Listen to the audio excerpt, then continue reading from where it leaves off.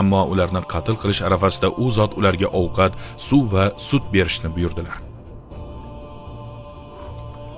Kun o'ta issiq bo'lgani uchun bu issiqda qatl qilinishlarini istamadilar. Bosqin tugadi.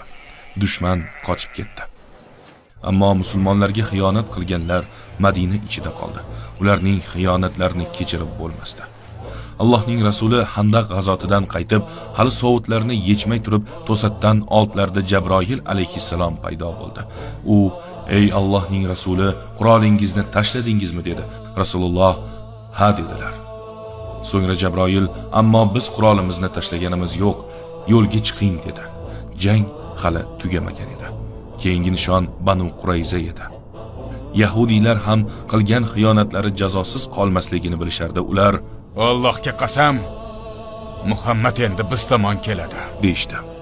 So'ng qal'alarga qarab kirib ketishdi.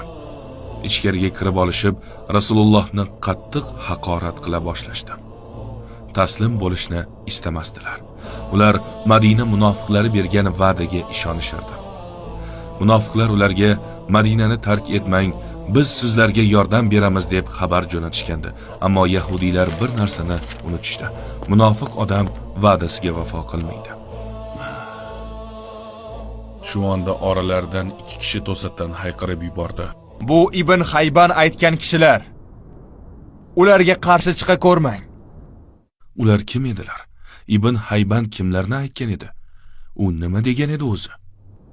Ibn Hayban yahudiy olim bo'lib, Rasulullohning payg'ambarligidan avval Madinaga kelgandi. U shunday derdi: "So'nggi payg'ambarning chiqar vaqti yaqinlashdi. U mana shu yerlarga hijrat qiladi." Payg'ambarimizning vazifalari boshlanmasidan avval u Banu Nadir qabilasiga u zot haqida aytib o'zi vafot etdi. U shu so'zlarni aytganida yonida turgan ikki og'asi Usayd va Salaba uni aniq eshitishgandi. Endi ular ana shu ikki og'aning chaqirig'ini rad etishdi. Banu Qurayza qal'alari ichida qamal qilindi. Munofiqlarning bergan va'dasi ham kelmayotgandi. Nihoyat ular qamal to'xtamasligini tushunib yetishdi.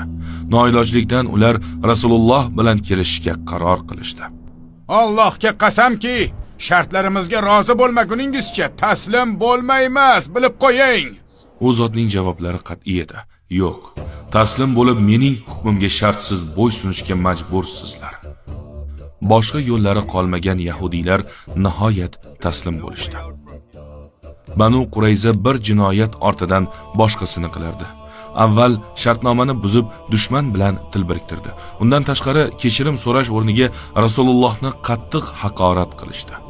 Shuncha qilgan yovuzliklarga qaramay, Rasululloh ularga misli ko'rilmagan darajada adolat bilan munosabat qildilar. U zot jazoni qasos niyatida emas, balki faqatgina Alloh yo'lida bo'lishini uqtirdilar. Chunki islomga ko'ra jazo shaxsiy hissiyot aralashuvisiz berilishi lozimdir. Bu ajablanarli tuyulishi mumkin, ammo ularni qatl qilish arafasida u zot ularga ovqat, suv va sut berishni buyurdilar.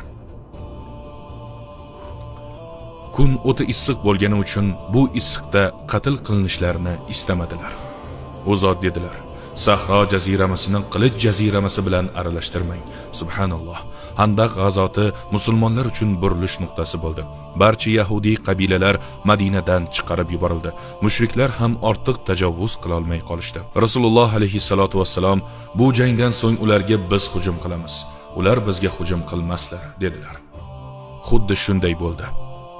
Mushriklar kuchlarini tiklay olishmadi. Musulmonlar esa Arab yarim oroli bo'yicha kundan kunga kuchayib borishdi.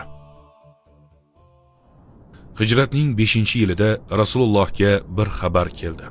Banu Mustaliq qabilasi Madinadagi kuchayishni xavfli deb bilib hujum qilishga tayyorlanishar edi.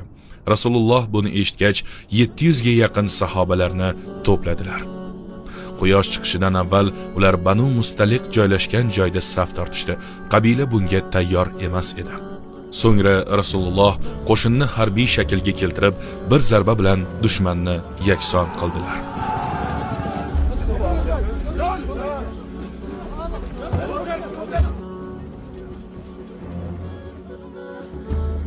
Dushman taslim qilindi. Ammo eng xavfli dushman Madina ichida edi. Madinaga qaytishar ekan, kutilmagan muammolar kelib chiqdi.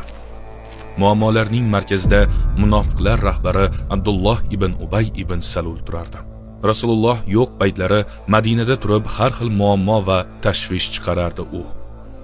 Shu sabab Rasululloh uni o'zlari bilan olib ketdilar.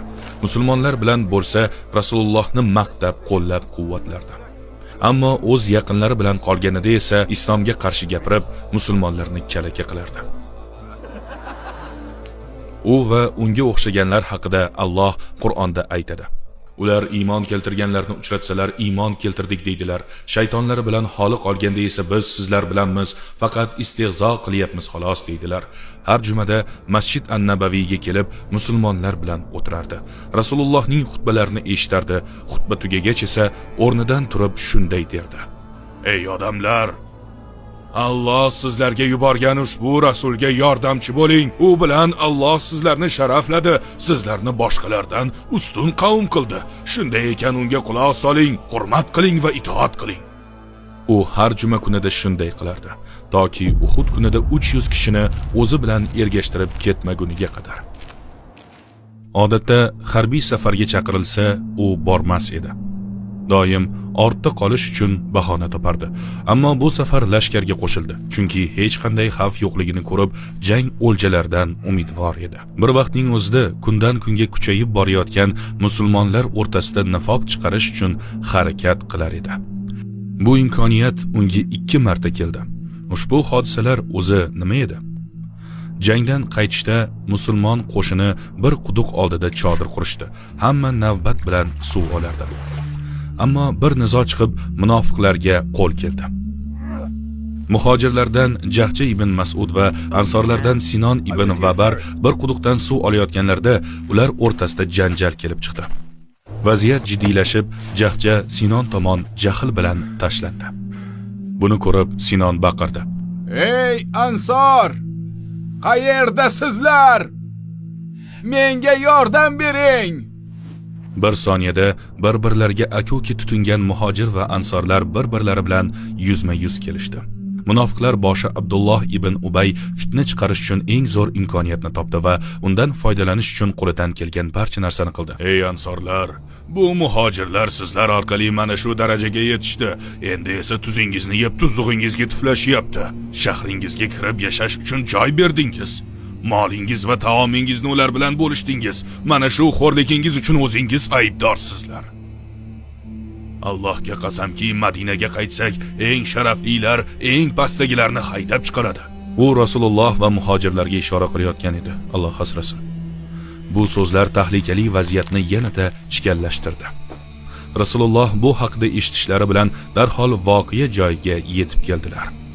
U zot jahl bilan "Bu qanday johillik bo'ldi?" dedilar.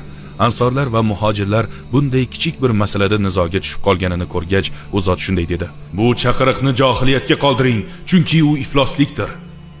U zot mana shunday ogohlantirish berdilar, chunki janjalga qabilaviy tarafkashlik, irqchilik va moddiy ustunlik sabab bo'lgan edi. Ammo islomda sharaf faqat taqvo bilandir.